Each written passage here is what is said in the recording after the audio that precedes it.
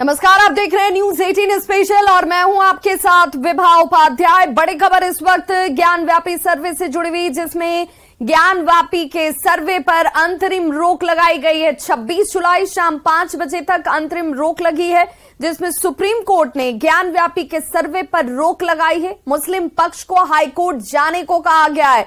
Supreme court ने Allahabad high court जाने को मुस्लिम पक्ष को कहा है और आज शाम तक हाईकोर्ट जाने के बात सामने आती हुई, जिसमें मुस्लिम पक्ष हाईकोर्ट में याचिका दे। सुप्रीम कोर्ट ने यह कहा है निचली अदालत के आदेश के खिलाफ याचिका दाखिल करे। बुधवार शाम 5 बजे तक एएसआई सर्वे का काम नहीं होगा। कि शाम 5 बजे तक रोक लगाई है और अंजुमन इंतजामिया को ये कहा है कि 26 जुलाई के शाम 5 बजे से पहले वो हाईकोर्ट अप्रोच करें और हाईकोर्ट इस मैटर को सुनेगा और उसके बाद हाईकोर्ट डिसाइड करेगा कि स्टे रहना है इस ऑर्डर पे कि नहीं रहना। देखिए, हमारी तरफ से यही दलील थी कि इस ऑर्डर में कोई गलती नहीं है और जो डिस्ट्रिक्ट जज साहब का ऑर्डर है उसमें लिखा हुआ है कि स्ट्रक्चर को बिना डैमेज किए, बिना क्षति पहुंचाए हुए ये सर्वेक्षण किया जाए। और मुस्लिम पक्ष की तरफ से ये बहस की गई कि नहीं, हमारी बहुत दिनों से मस्जिद चली आ रही है और उसका कैरेक्टर बदल जाएगा, जो कि हम लोगों ने ये भी बताया कोर्ट को कि ऐसा कोई डायरेक्शन नहीं है जिससे स्ट्रक्चर को डैमेज पहुंचेगा। पर मुस्लिम पक्ष ने सुप्रीम कोर्ट के सामने बात रखी, अंजुमन इंतजामिया ने, कि उनको कुछ समय चाहिए इस ऑर्डर को चुनौती देने का। इसलिए माननीय सुप्रीम कोर्ट ने डिस्ट्रिक्ट जज वाराणसी के ऑर्डर पे 2 दिन के लिए एक इंटरिम रोक लगाई है और इलाहाबाद हाईकोर्ट के सामने मामला जाएगा और इलाहाबाद हाईकोर्ट फिर दोबारा फ्रेश इसे डिसाइड करेगी कि ये रोक रहनी है कि नहीं रहनी है, ये ऑर्डर सही है कि गलत है। 26 जुलाई के शाम 5 बजे तक ये इंटरिम ऑर्डर है और उससे पहले कोर्ट ने उनको कहा है कि आप इलाहाबाद हाईकोर्ट अप्रोच करें। बार बार मुस्लिम पक्ष इस चीज का विरोध करता रहा है, बार बार ये भी कह रहा था कि खुदाई वहाँ शुरू हो गई है। देखिए, हम लोग एएसआई की तरफ से केंद्र सरकार के वकील ने, ये गलत स्टेटमेंट था, केंद्र सरकार के वकील ने सुप्रीम कोर्ट के सामने माननीय तुषार मेहता साहब ने कहा कि अभी खुदाई का कोई आदेश नहीं हुआ है, ना वहाँ पे खुदाई हो रही है। वहाँ पे सिर्फ और सिर्फ रेडार के जरिए सर्वेक्षण किया जा रहा है, मेजरमेंट किया जा रहा है, मैपिंग की जा रही है, जिससे स्ट्रक्चर को कोई डैमेज नहीं पहुंचने वाला है।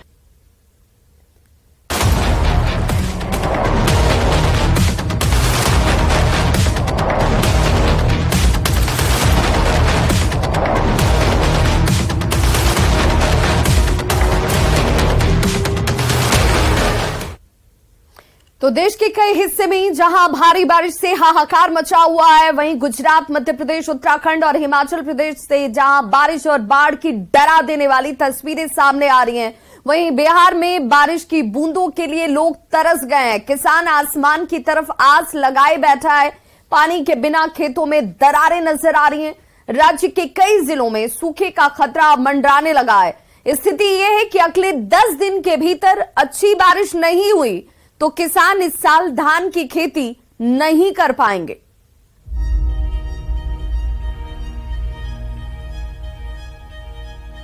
पटना से करीब 15 किलोमीटर दूर समराहा गांव के किसान सिद्धेश्वर प्रसाद कहते हैं कि किसान तो जुआरी होता है, भरोसे जीता है।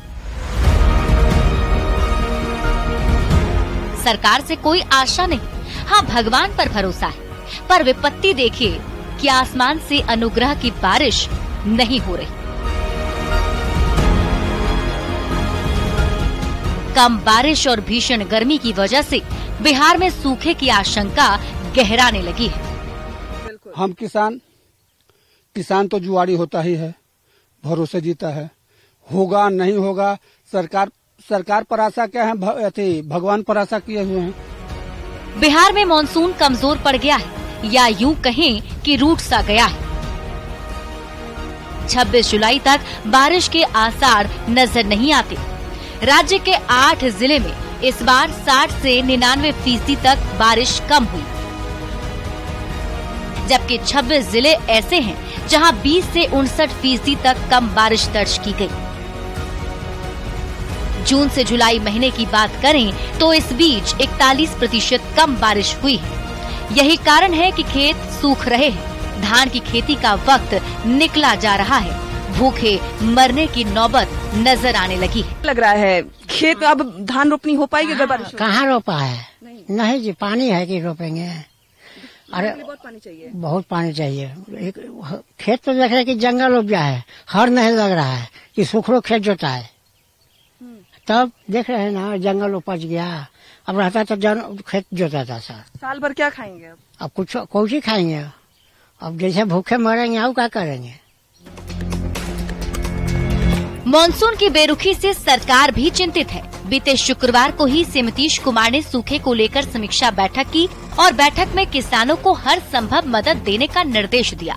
पहले उन निर्देशों पर एक नजर डाल लेते हैं। किसानों के खेती के काम में सहूलियत दी जाए। राज्य के 75% आजीविका का आधार कृषि है। किसानों को संसाधनों की कमी नहीं होने दी जाए।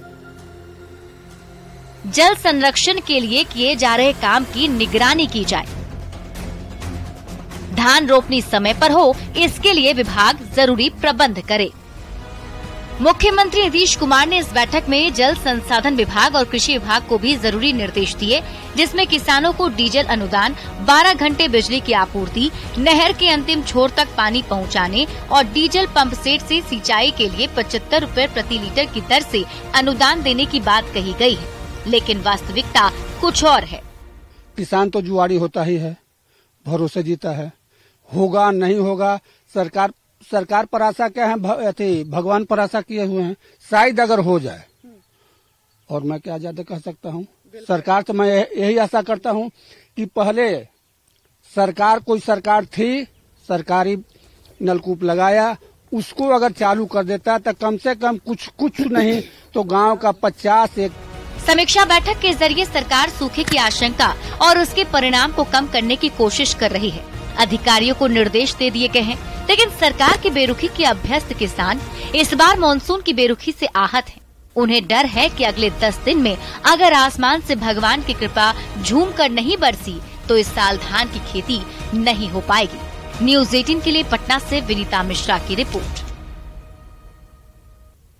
छपरा में बारिश नहीं होने की वजह से किसान परेशान है। यहां अब तक सिर्फ 10% रोपनी हुई है और वो फसल भी सूख रही है।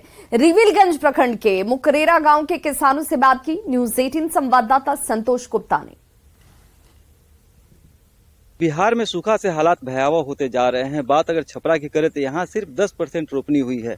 जाहिर है किसान परेशान है क्योंकि बारिश नहीं हो रही है और बारिश नहीं होने के कारण आप देख सकते हैं कि जो खेत लगाए गए हैं वो भी अब पीले पड़ने लगे हैं। किसान परेशान है, अपनी फसल को बचाने की कोशिश कर रहे हैं। इन मौके पर मानसून ने धोखा दे दिया है। जैसा कहा भी जाता है कि भारतीय कृषि जो है मानसून के साथ जुआ है और इस बार की जो जुआ है वो किसान हार चुके हैं। कहीं ना कहीं परेशानी है किसान का। क्या नाम पड़ेगा आपका, ये बताइए। रामजी जी बताइए क्या दिक्कत है इस बार जो बारिश नहीं हो रही है? वैसे तो साफा दिक्कत है, पानी क्या दिक्कत है तो दूसर को आकर तो कैसे फसल बचा रहे हैं? तो बोरिंग से पैसा लगा खेती कर रहे हैं ना। सरकार से कोई व्यवस्था सिंचाई के लिए कुछ मदद मिल रही है? कहाँ कुछ ना, सरकार से कोई मदद नहीं मिल रही। कोई ना। तो क्या स्थिति, बारिश कितना हुआ है, बारिश हुआ कि नहीं हुई इस बार? एक आध बार भइल बा, उहे तो नहीं थोड़ी बा।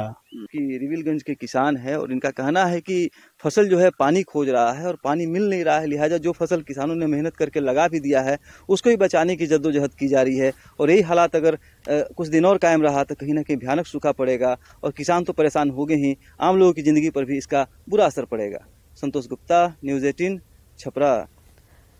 खगड़िया में सामान्य से 52% कम बारिश हुई और बारिश होने के वजह से जो बारिश अब तक नहीं हो पाई है उसकी वजह से किसानों की परेशानी बढ़ गई है। कर्ज लेकर खेती तो की गई लेकिन खेत में पानी नहीं पहुंच पा रहा है। पानी नहीं है तो धान का बिचड़ा सूख चुका है। इस खबर पर ज्यादा जानकारी दे रहे हैं संवाददाता दिग्विजय। खगड़िया में भी बारिश कम होने के कारण एक सुखाड़ की जैसी स्थिति उत्पन्न हो गई है। जो अनुमान जो देखा जा रहा है ये चीज की सामान्य से 52% कम खगड़िया में बारिश हुई है, जिसके कारण किसानों की परेशानी बढ़ गई है। हमारे साथ कुछ किसान हैं, उनसे हम ये बात करते हैं कि आखिर क्या परेशानी हो रही है, क्या स्थिति उत्पन्न हो गई है।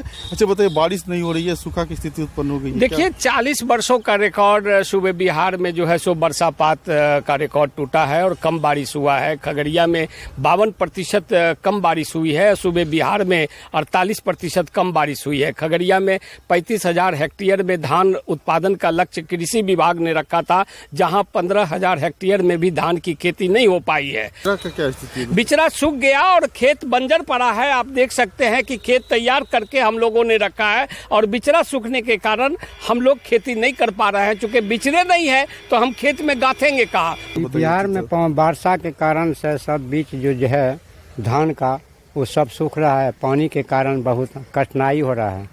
यही लिए हम लोग को कुछ मुआवजा चाहिए। उम्मीद क्या करते हैं कि मतलब जो है सो बारिश हो? अभी भी समय अगस्त बचा हुआ है। ये चीज बारिश का तो अपना हाथ में नहीं है सर, सरकार का हाथ, भगवान का हाथ में है। अब बोरिंग वोरिंग के पानी से तो कोई फायदा नहीं होता है। इस बार सर खगड़िया में जो है एकदम सुखाड़ का स्थिति है। हम लोग आज से करीब 15-20 दिन पहले धान का बिचर गिराए हुए हैं 4-5 एकड़ के लिए, और बारिश हो नहीं रहा है। और बारिश के कारण जो है बिचरा में संभव नहीं है कि हम लोग पंपिंग सेट से सिंचाई करते जाएं, क्योंकि डीजल का इतना दाम बढ़ चुका है और सरकार का जो सब्सिडी का लक्ष्य है वो सब्सिडी हम लोगों को समय पर मिलता नहीं। के खेत बना के धरने हैं, वर्षा नहीं हो रहा है, परेशानी तो बहुत परेशानी पूरा है।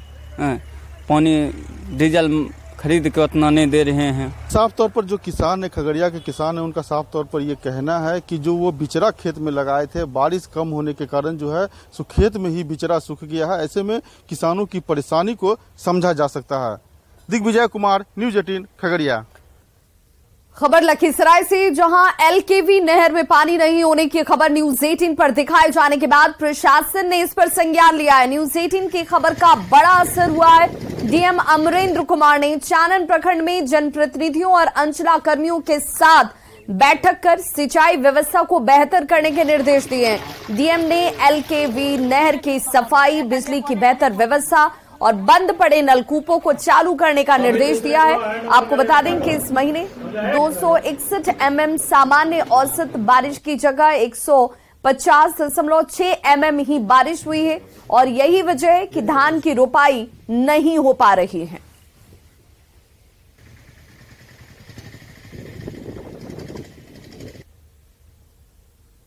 तो बिहार में मानसून इस साल भरे ही मेहरबान नहीं है, लेकिन बिहार से बाहर अगर बात करें तो पहाड़ से लेकर मैदान तक भारी बारिश की वजह से हाहाकार मचा हुआ है। पहाड़ों में जहां लैंडस्लाइड और बादल फटने की घटनाएं तेजी से देखने को मिल रही हैं, वहीं मैदानी इलाकों में भारी बारिश से जनजीवन आफत में आ चुकी है। भारी बारिश की वजह से देश के अलग अलग कोनों से दुखद खबरें आ रही हैं, दिल दहला देने वाली तस्वीरें आ रही हैं। महाराष्ट्र के रायगढ़ में आफत की बारिश ने ऐसा कहर मचाया कि पूरा का पूरा गांव ही भूस्खलन में दब गया। देखिए हमारी ये रिपोर्ट।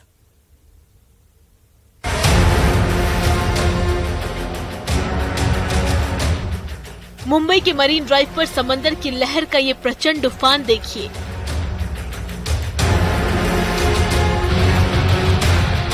किनारों से टकराती ये उन्मादी लहरें अपनी वेग और शक्ति का प्रदर्शन कर रही हैं। महाराष्ट्र में इन दिनों भारी बारिश ने हाहाकार मचा दिया है। मुंबई की ये तस्वीरें जहां लोगों को लुभा रही हैं, वहीं महाराष्ट्र के रायगढ़ में भारी बारिश ने भयानक तांडव मचाया है।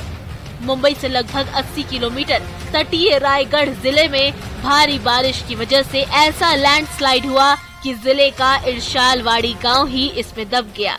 इस बेहद दुखद घटना में अब तक 27 लोगों की मौत की खबर सामने आ रही है। बीते 20 जुलाई की रात करीब 10:30 से लेकर 11 बजे के बीच जब गांव के लोग गहरी नींद में सो रहे थे, तभी भूस्खलन ने पूरे के पूरे गांव को अपनी चपेट में ले लिया।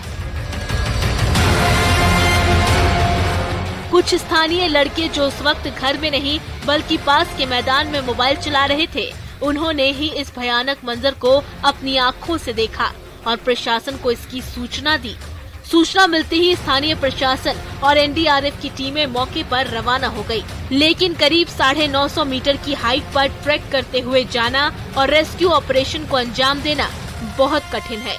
ऊपर से लगातार हो रही बारिश चुनौती को दोगुना बना रही है। इस भीषण हादसे के बाद महाराष्ट्र के मुख्यमंत्री एकनाथ शिंदे भी मौके पर पहुंचे और राहत कार्य को गति देने का निर्देश दिया। एनडीआरएफ की 4 टीमें और स्थानीय प्रशासन का दल लगातार बचाव अभियान में जुटा हुआ है। लेकिन राहत और बचाव कार्य में काफी दिक्कतों का सामना करना पड़ रहा है। पहाड़ी से नीचे इरशालवाड़ी तक पहुंचने में करीब 1.5 घंटे का समय लगता है।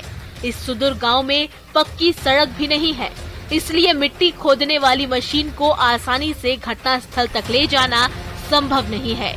आपको बता दें कि लैंडस्लाइड में पहाड़ की मिट्टी से गांव के करीब 17 घर जमींदोज हो चुके हैं। हालांकि हादसे में 111 लोगों को सुरक्षित भी निकाल दिया गया है।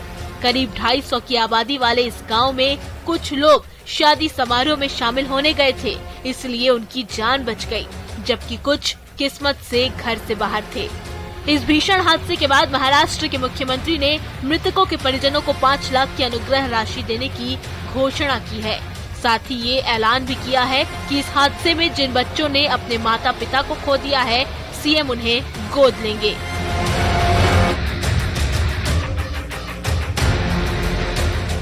आसमान में उड़ता इंडियन एयरफोर्स का ये हेलीकॉप्टर महाराष्ट्र के यवतमाल में जल प्रलय की तबाही में फंसे लोगों को रेस्क्यू करने में जुटा हुआ है। बीते 24 घंटे में महाराष्ट्र के यवतमाल जिले में बारिश ने ऐसा तांडव मचाया कि पूरा जिला जलमग्न हो गया है। महागांव तहसील के अनंतवाड़ी में तो स्थिति इतनी बिगड़ गई कि वहां के लोग बुरी तरह से फंस गए। उन्हीं फंसे हुए लोगों को बचाने के लिए इंडियन एयरफोर्स को मोर्चे पर उतरना पड़ा। आपको बता दें कि 100 साल के बाद यवतमाल जिले में ऐसी बारिश देखी जा रही है। Bureau report, news 18। तो भारी बारिश का ये कहर केवल महाराष्ट्र में ही तबाही नहीं मचा रहा, बल्कि देश के कई हिस्सों में जल प्रलय से जीवन बेहाल हो चुका है।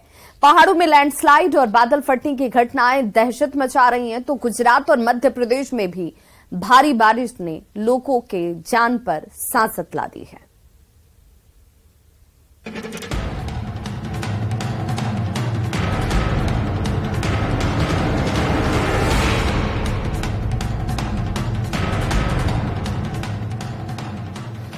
लैंडस्लाइड की ये भयानक तस्वीर उत्तराखंड के उत्तरकाशी जिले की है। गंगोत्री हाईवे पर धरासू बैंड के पास एक खतरनाक लैंडस्लाइड कैमरे में कैद हुआ है। इस तस्वीर को देखकर आप अंदाजा लगा सकते हैं कि पहाड़ किस तरह दरक रहे हैं, टूटकर बिखर रहे हैं। गनीमत रही कि इस हादसे के वक्त कोई मुख्य रास्ते से गुजर नहीं रहा था, वरना क्या होता ये बताने की जरूरत नहीं है। ड्रोन से ली गई ये तस्वीर भी उत्तरकाशी जिले की है। बीते शुक्रवार की रात यहाँ गंगा नामी के ऊपर 3 जगह पर छोटे छोटे बादल फटे थे, जिसकी चपेट में 4 व्यवसायी भवन और 23 घर को बड़ा नुकसान पहुंचा है। यहाँ लोगों ने भागकर अपनी जान बचाई है।